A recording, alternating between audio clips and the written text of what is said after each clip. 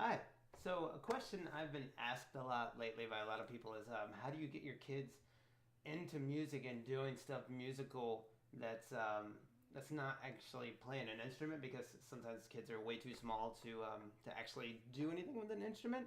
And granted, you can play on a keyboard, but even then, like the technical part of it can be kind of difficult, or maybe you can't afford to get kids into lessons, or when you do get a kid involved in lessons in the beginning, it takes a long time to start seeing anything come out of it, and it's really hard to tell if they're getting anything out of it. And I've been teaching for pushing 15 years now, so I've seen a lot of it.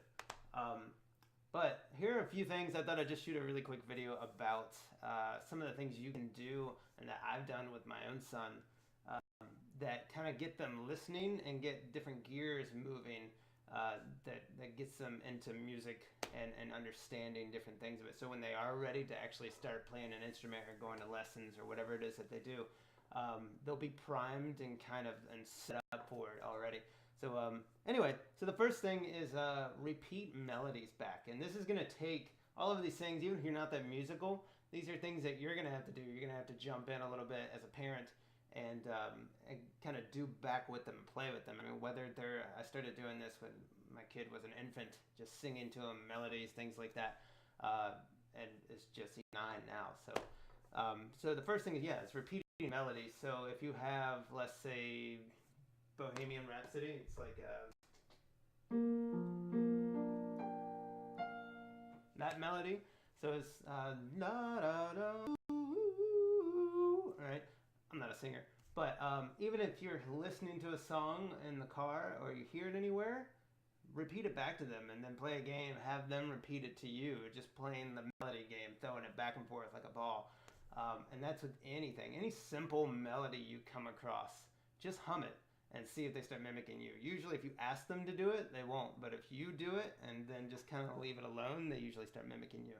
So that's the first thing. And then the other thing is with those melodies, repeat the rhythm of them. And the rhythm would be when you take away the notes, but you have the cadence of what that melody was. So for that song, you'd have, right?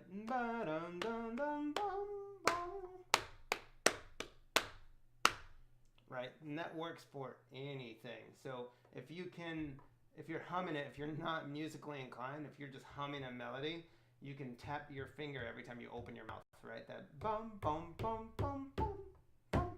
Right? And maybe Bohemian Rhapsody isn't the best song for kids, but who knows? So that's the second one. The third one would be low, high, and middle. So what do I mean by that? If you look at a keyboard, and even if they do have access to instruments, if you're taking them into a store and the clerk is cringing and you're letting them bang away on a piano or a guitar or whatever, point out what's low and what is high. Just ask, what was that low sounding? Like low. Or all the way over here to the right on the piano, or high. Was that high? Or was it middle? Right? So instruments are easier because you can see them. So whenever you're around one, definitely do that. On a guitar, you would have the top string would be low, where the high string, the bottom string towards the floor, that's higher. Or even if we just look at one, we go low, high, middle. Pointing out those different things. So whenever you're singing, or you hear someone singing, or you hear a melody, ask your kid, was that a low sounding melody? Was it really low, or was it really high? So you feel stupid doing it, but if you're in a car with your kid, no one cares, right? And that kind of gets them listening, and you'd be surprised at how well that translates into a kid developing an ear for music. I'm not a big believer in natural born talent.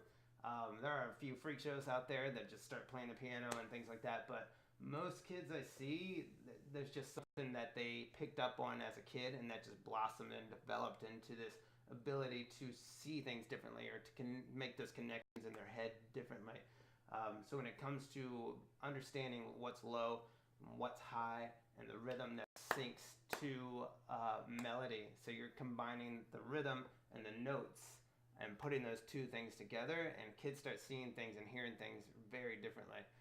So by the time, like I said, by the time they do